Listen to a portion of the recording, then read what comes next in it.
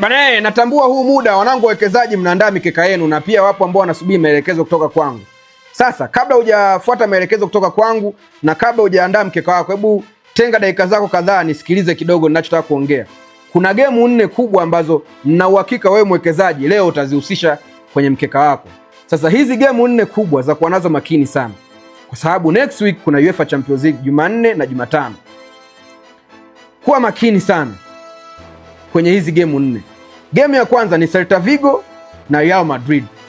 Celta Vigo iko nyumbani, anatafuta nafasi za kucheza mashindano ya Ulaya next season.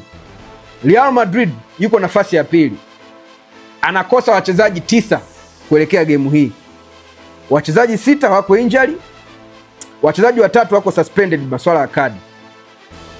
Wachezaji 9 hawatakuwepo leo wa Real Madrid. Akili kumkichwa mwanangu.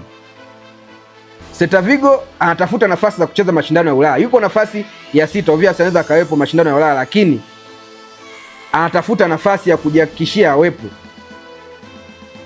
Kwa hiyo sio game nyepesi kabisa hii. Kuwa nayo makini sana hii game. Na next week Real Madrid anaenda kucheza siku ya Jumatano mbele ya Manchester City Bernabeu.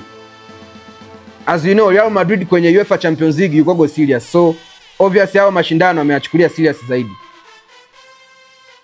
Ya kuwa nao makini sana hii game. Game nyingine, PSG dhidi ya Monaco. Leo wanakutana kwenye ligi. Monaco yuko nafasi ya 7, anatafuta nafasi za kucheza mashindano ya Ulaya mwakani. Ashatolewa, of course, alitolewa na PSG. Mnakumbuka hivyo kwa nginja hivi. Kiliwaka sana zile game za playoff. Sasa leo wanakutana. PSG yuko juu ya msimamo kwa tofauti ya points 4 mbele ya Lens. That means hata akipoteza huu mchezo bado atabaki juu ya msimamo hata kama Lens atashinda. Kwa hana cha kupoteza hii game. Monaco kwake anacho cha kupoteza. Kama atapoteza leo, waliopo nyuma wanaweza kumpiku mbali sana kuelekea mbio za kutafuta nafasi za UEFA Champions za kucheza mashindano ya Ulaya next season. So Monaco hii game kwake ni ya muhimu, na kibaya kwake ni kwamba anaenda kucheza na PSG nyumbani kwake. Kwa hiyo hii game pia ya kutuliza kichwa sana. PSG anacheza next week dhidi ya Chelsea. PSG anacheza next week dhidi ya Chelsea siku ya Jumatano.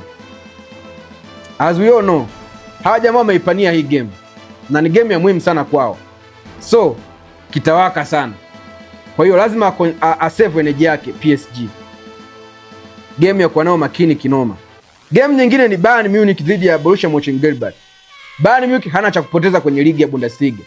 Yupo juu ya msimamo kwa tofauti ya points 11 mbele ya Borussia Dortmund ambaye alimgonga wiki iliyopita.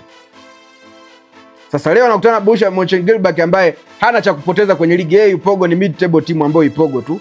So hii ni game at least unaweza ukagarantia hapa kwa Bayern Munich, lakini sio kuigarantia sana, maana Bayern Munich anacheza UEFA Champions League next week mbele ya Atalanta pale Italy siku ya Jumanne.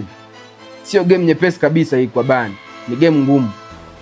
Mtakumbuka Bayern Atalanta alichomfanyia Borussia Dortmund pale nani Italy. Kwa hiyo Bayern pia lazima aende kwa kujiandaa vizuri.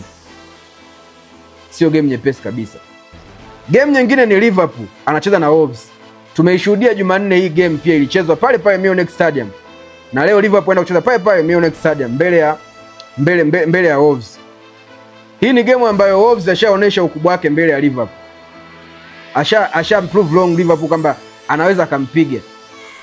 Na Liverpool kwenye FA kuna kitu anakitafuta. Yupo round of 16, obviously hawezi kukubali kuishia hapa. Binafsi naweza nikamgarantii Liverpool anaweza qualify hii round. Lakini sio game nyepesi kwa sababu Liverpool ana game siku ya Jumanne mbele ya Galatasaray, UEFA Champions League. As you all know, UEFA Champions League obvious team zote zipo kwa ajili ya kufanya makubwa. Kwa hiyo Liverpool pia hii game lazima apambane aoneshe ukubwa wake. So ana game ngumu pia mbele ya Wolves leo round of 16. So hizo ni game 4 ambazo nilitamani sana niongee na wewe mwanangu. Ziangalie kwa view ambayo nimeiona mimi, lakini pia view yako tuambie hapo kwenye comment tunaondokaje. Maelekezo yangu yanafuata baada ya hii post.